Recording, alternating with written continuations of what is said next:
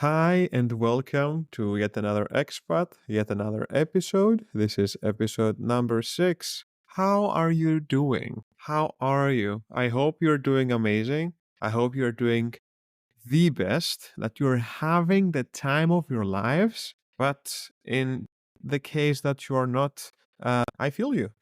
Just know that the sun will be staying with us for one more hour really, really soon. We're in March. Spring is coming. So hang in there, and soon things will be the same, but at least the sun will not set before 7 p.m. And that is a little something, isn't it? Starting, I want to say that I see the podcast growing, and that makes me very, very happy. So, thank you for sticking around. Thank you for tagging along. I know it's not a simple thing, it's something I appreciate a lot. I don't take it for granted. We live in this society of attention grabbing. Attention is the currency. It's the currency of all the social media platforms, all of the different apps, all of these hooks that try to keep you there and they want your time. So I really appreciate that you are bringing yourselves in this. And you know what? I will not say that listening to this podcast, this tiny podcast made in this room with a DIY setup, is an act of defiance to this system that is bringing its guns, engineers, neuroscientists, marketing, money to try and get you to stay there, to feed there, to give it all of your time and attention. I will not say that this tiny podcast is bringing the system down from the inside, but I think that making a conscious choice to bring yourself here in this short segment is beautiful. So I will not say that listening to my podcast is an act of defiance to this whole system of attention grabbing, but I will say that it is an honor to spend this time together. Time is insanely valuable. As I grow older in life, I see again and again how it is the one currency you cannot buy. It's the one thing that you cannot access. And of course, if you have more money, you cannot buy more time. You can help your life by thinking you get more time. So for example, if you have a lot of money, you could take a plane instead of the train and save some time. Although that's debatable because airports obliterate us and you feel so tired compared to a train. Point I want to make is that time is so precious, and as you grow in life, maybe you have more money now, and there is this illusion that with more money you can get more time. So I'm thinking for myself, why clean the apartment if you can afford to buy a vacuum robot? Then you are essentially buying yourself back some time. If you can afford to take a taxi instead of taking a long train, then you are again buying yourself some time.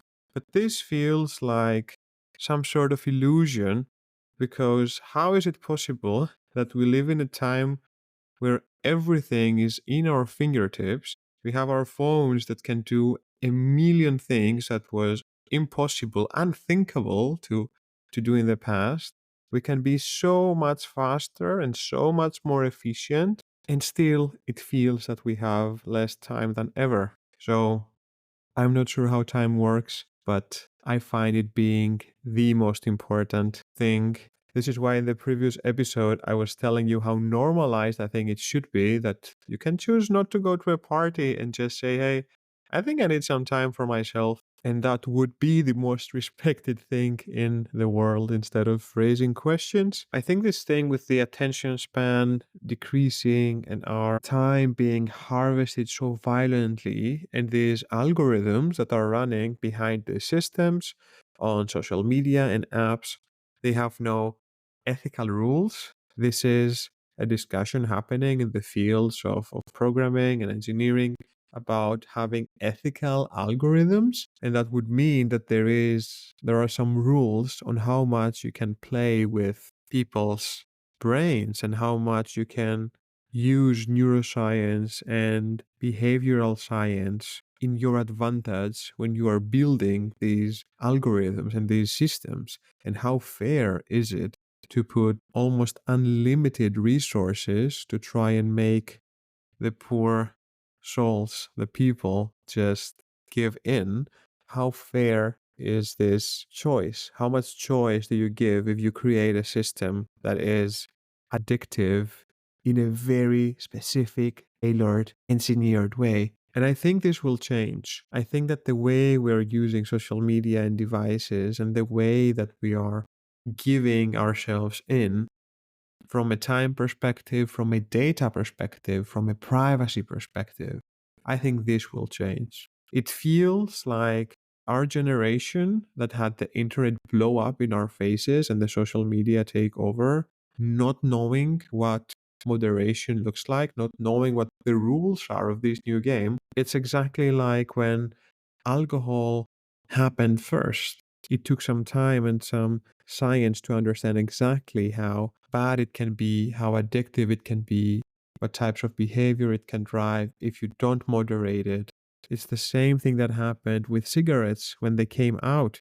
They were passed on as something spiritual and beneficial and healthy until the world spent one education getting completely destroyed with this thing and realizing how little benefit it is and putting some regulations in place.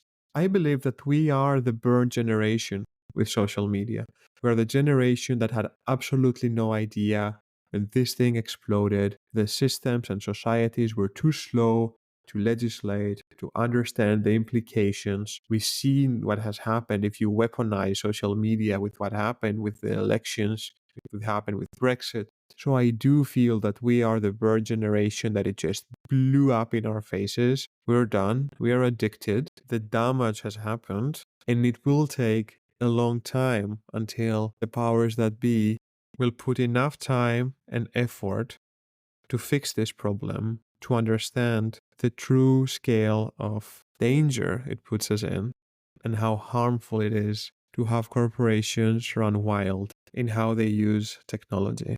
I heard there is an algorithm using AI neural networks and all the fancy stuff that can understand if workers in Amazon factories are close to unionizing in the US, because workers unionizing is one of the biggest fears of any capitalistic system, right? And I'm not exactly how it works, but I think that there was an 11-page document that was leaked in February 2020 that described Amazon's plans to spend hundreds of thousands of dollars to analyze and visualize data on unions around the globe, alongside other non-union threats to the company. So threats to the company could be factors like crime or weather, and out of 40 or so of these data points that they had in the memo, more than half were union related or related to employee issues like mandatory overtime and safety incidents. The memo requested staffing and fans to purchase software that would specifically help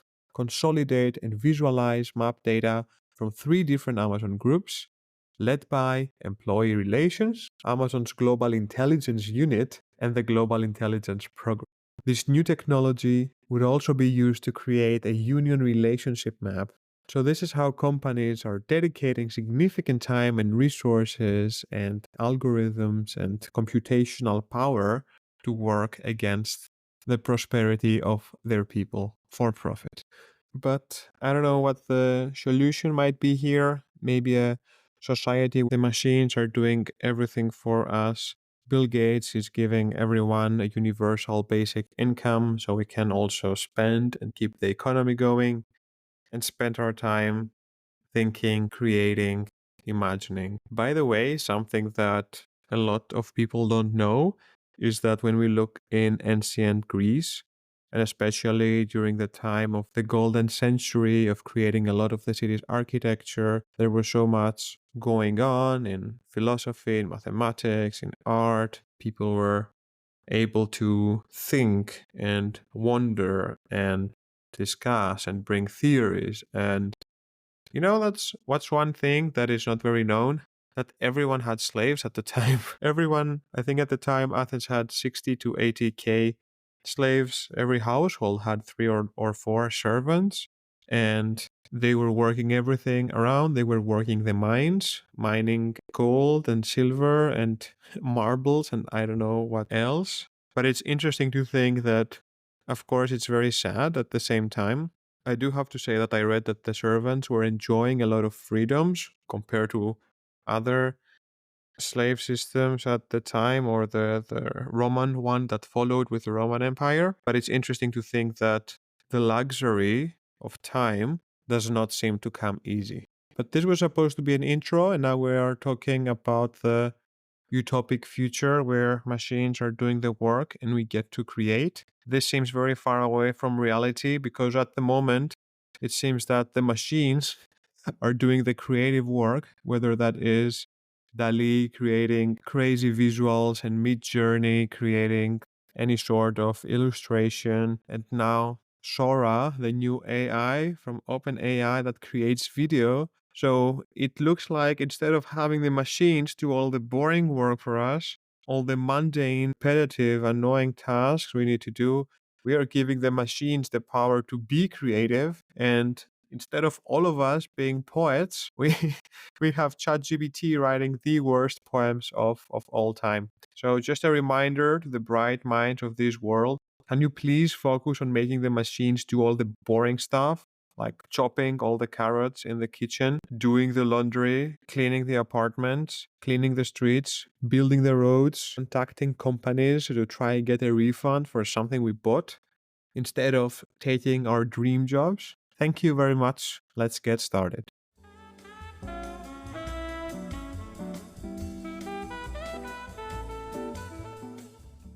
On interesting news this week, I think the biggest headline is that the Berlin's techno scene is now added to the UNESCO Cultural Heritage List. So there is this thing as the intangible cultural heritage, right? And yeah, apparently Berlin techno music is now part of that. This decision will help ensure that the club culture is recognized as a valuable sector and it's worthy of protection and support. I'm not sure exactly what this means, but I'm also very uneducated in this sector. I guess it means to try and preserve historic clubs from shutting down or having some sort of state subsidizing for activities around the techno scene. And this is a new thing, right? If you look at what things are intangible cultural heritage, you can see things like, traditional cultural activities, things like the Slovakian bagpipe culture, some very traditional dances like the Malayan. But things are getting a bit more modern because there was a shift in a recent recognition where UNESCO added the Jamaican reggae. And I think this is maybe what prompted the techno community leaders to campaign for their scene to be included in Germany's register as well. But yeah, the techno scene is much more than just music, it's a whole culture. It can also be a refugee for people who are marginalized. And there is, of course, a natural attraction to Berlin as a place which is more permissive. And people are coming to this city exactly because of that. But yeah, I don't know much about the techno scene myself. I know it's permissive. I doubt if I would be accepted to some of the big techno clubs. I think I actually look too normal. And I say that in the most boring way. I don't have style points in how I dress or how I look in general. I think I would have probably have to get closer to a type of conformism to make myself eligible to enter some of the clubs. It's something you see. There seems to be an unspoken dress code that gives you more chances to get in.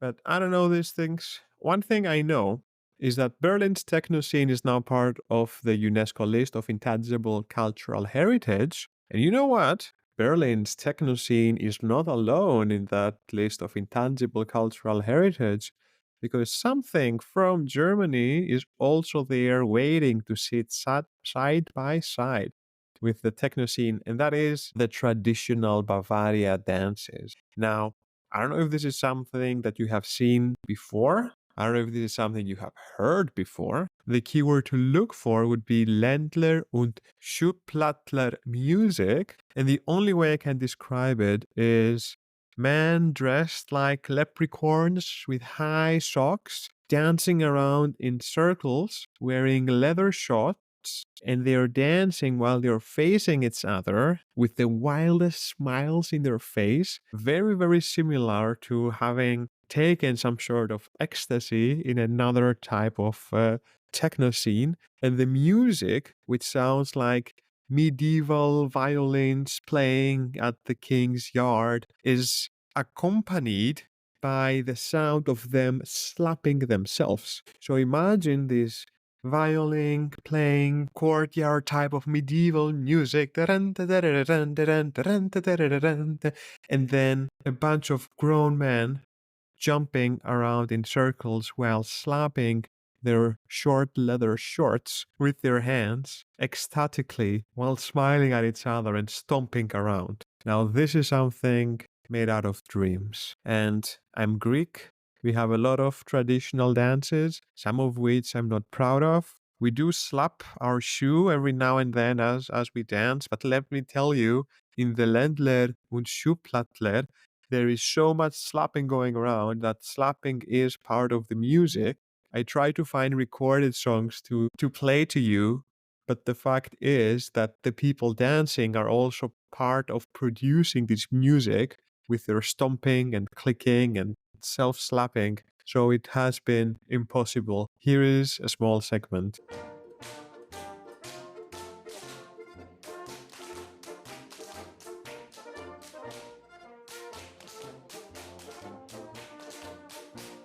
So, congratulations to Berlin's techno scene for making it into the list for UNESCO in the intangible cultural heritage stuff. What a place to be side by side with the Bavarian counterpart, the Bavarian sibling of ecstatically dancing and stomping while keeping the biggest smile that you can and your jaws are hurting. You have to say there are some similarities. Black leather shorts would get you in both places.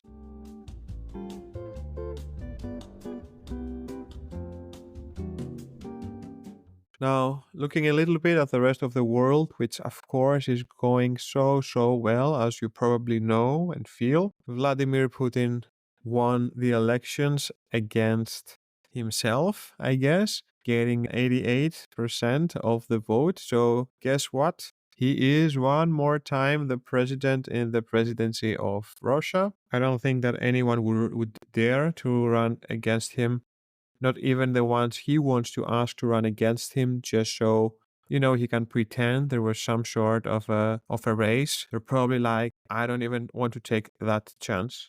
75 people were arrested during the elections in the country, but pretending anyone can actually vote in that country is a bit of a stretch. Well, I guess you can vote. You just can vote only for one thing. It would be fun if the police, the same way that was arresting anyone who wanted to even leave a flower in the grave of Navalny, would be, entering the election centers with any razor and just getting in there with you as you vote, erasing what it is. If you write the wrong thing, just erase it.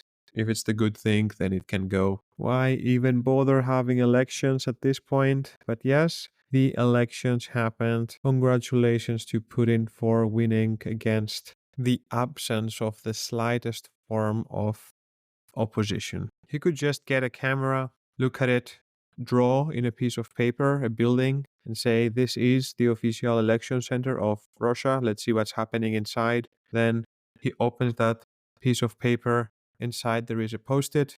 He writes Putin, shows it at the camera, and says, the people have voted. Thank you very much. I think it will have the exact same degree of legitimacy. In other equally tragic news, I will share a random quick debrief of the Boeing Airlines. Now, you might think, why should I care about the Boeing Airlines? And that might be true, but just general knowledge. It's not that we have that many aviation companies that are making planes.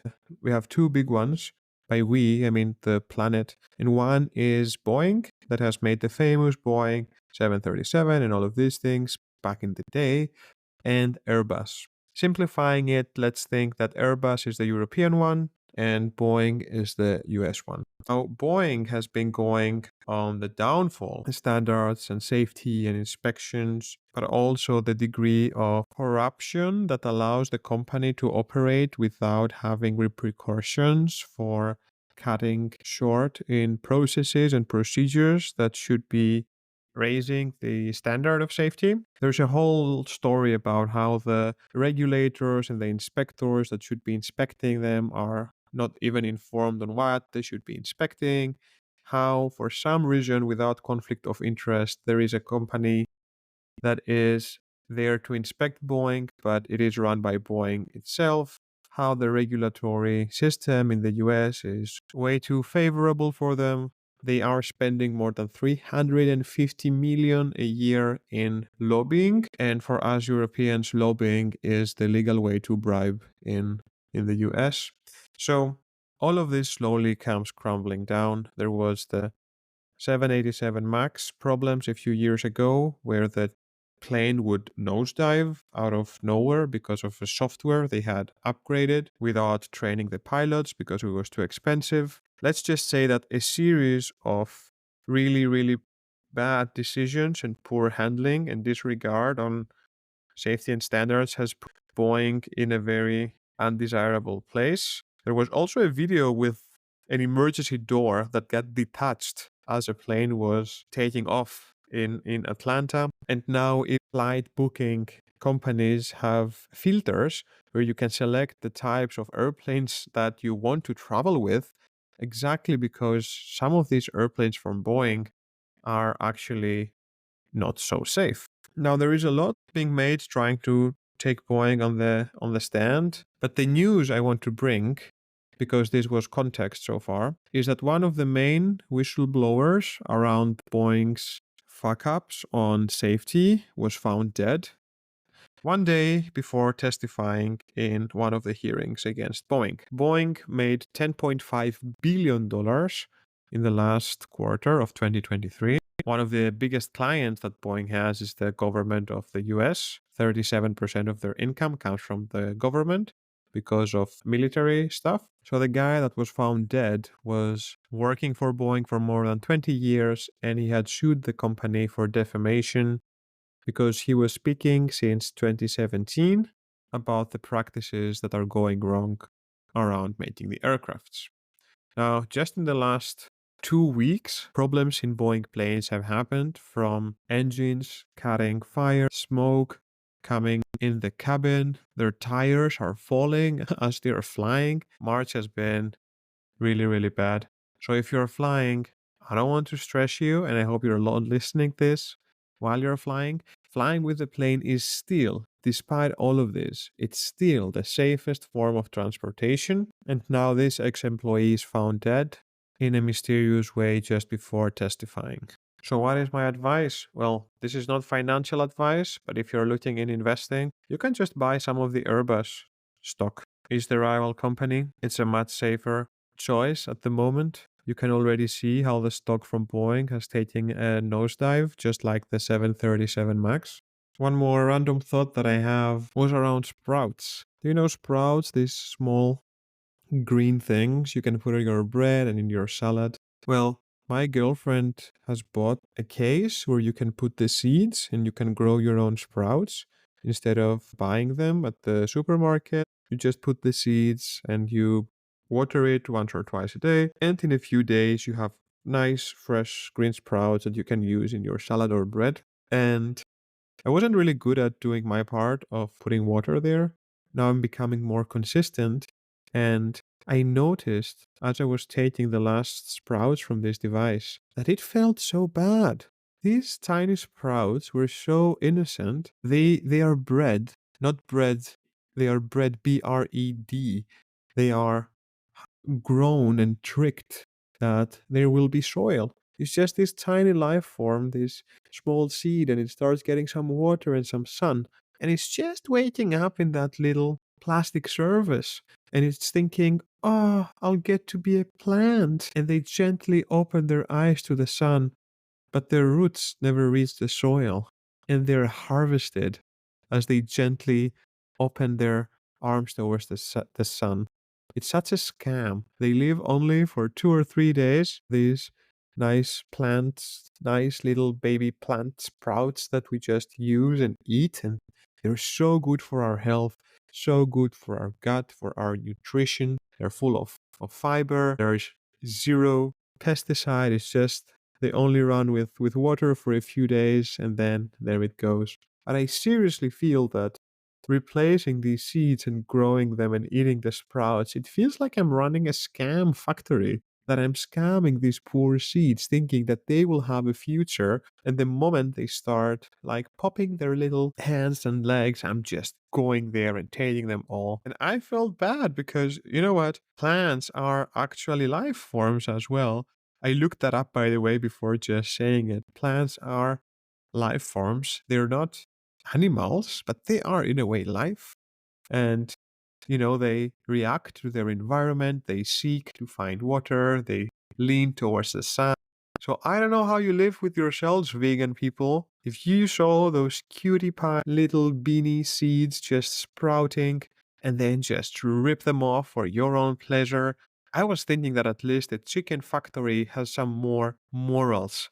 Because the chicken, at least they know, they have enough time to process what is happening. They have enough time to accept their fate as they are there, putting the one egg after the other. These little sprouts, the moment they emerge, they are ripped off the face of the earth and into our tummies, again and again, just tricking this little life mechanism for our vegan enjoyment. But I think it's time to wrap it up. This has been a bit longer than expected. Flow is usually improv, and I feel that this episode was a lot. For those who are outside of Berlin, the weather is opening up, so look for your cities, local fairs, open airs, flea markets, and anything that takes you outside to enjoy some life away from the four walls and closer to the smells of spring to come and the warmth of the sun that shines every now and then. Until next week, have a good one. Bye. If you are living in Berlin, the Greek Film Festival 2024 is happening from Wednesday to Sunday, 20th of March until the 24th.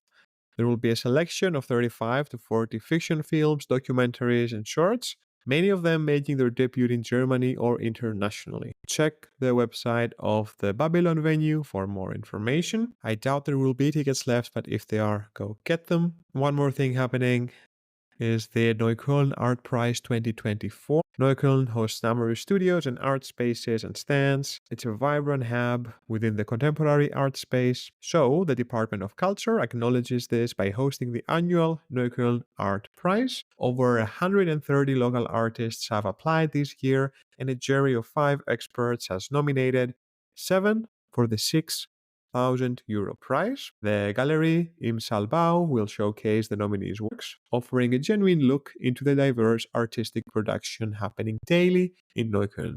The exhibition will be open until May 2024 in Gallery im Salbau. Last but not least, the Collective Berlin Bike Show is a bicycle trade show happening at the Motorwerk Berlin. It focuses on two-wheelers, cycling, and the whole associated lifestyle. It serves as a platform for startups and emerging brands to showcase their latest products. So, if that is your jam, you can check it out in Motorwerk Berlin, Friday to Sunday, 22nd until the 24th of March. There is a 10 euro ticket to enter. I bring you these from newsletter I'm subscribed to. It's called Things to Do in Berlin, and it's run by the Substack of Berlin Events Weekly in case you want to subscribe yourselves.